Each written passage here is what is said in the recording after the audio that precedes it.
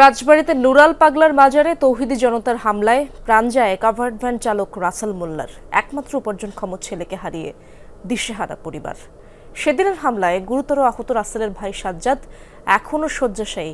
যারা এমন নৃশংস হত্যার সাথে জড়িত তাদের দৃষ্টান্তমূলক শাস্তি চাইছেন স্বজনরা। জনসম্মুখে এমন নৃশংসতা, বর্বরতা। মাজারে হামলা ভাঙচুরের পর অভিযোগ আছে কবর থেকে মরদেহ তুলে পুড়িয়ে দেয়ার।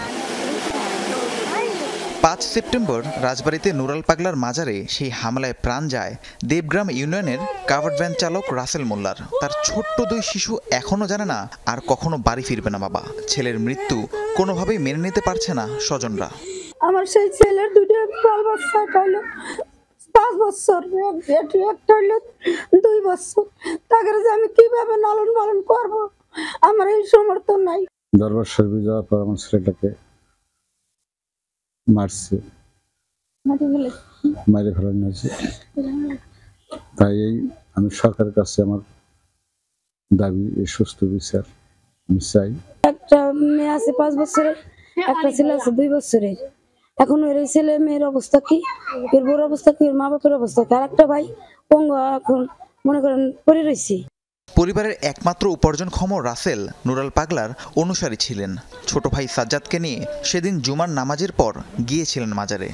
জুমার নামাজ টামাজ পরে আমাদের কবরকের সিস্টেম করা হয়েছিল, ওটা প্রিপারেশন নিচ্ছিলাম। এর মধ্যে গেটে মিছিল আইসা ভাঙচুর শুরু করে দিয়েছিল, ঢিলাঢিলি শুরু করছে। যখন গেট ভেঙে ঢুকে গেল, বাড়ানোর সুযোগ হয় নাই, যারে পাইছে তারই মারছে।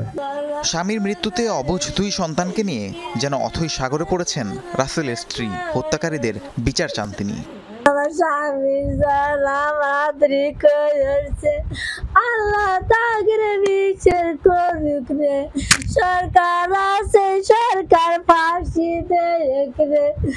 মাজারে হামলায় গুরুতর আহত রাসেল সেদিন রাতেই হাসপাতালে চিকিৎসাধীন অবস্থায় প্রাণ হারান। ৮ সেপ্টেম্বর মামলা করেন নিহতের বাবা। সেখানে হত্যা, মরদেহ পোড়ানো সহ কয়েকটি অভিযোগ আনা হয়। 4 জন গ্রেফতার হলেও এ বিষয়ে এখনও আনুষ্ঠানিকভাবে কিছুই জানায়নি পুলিশ।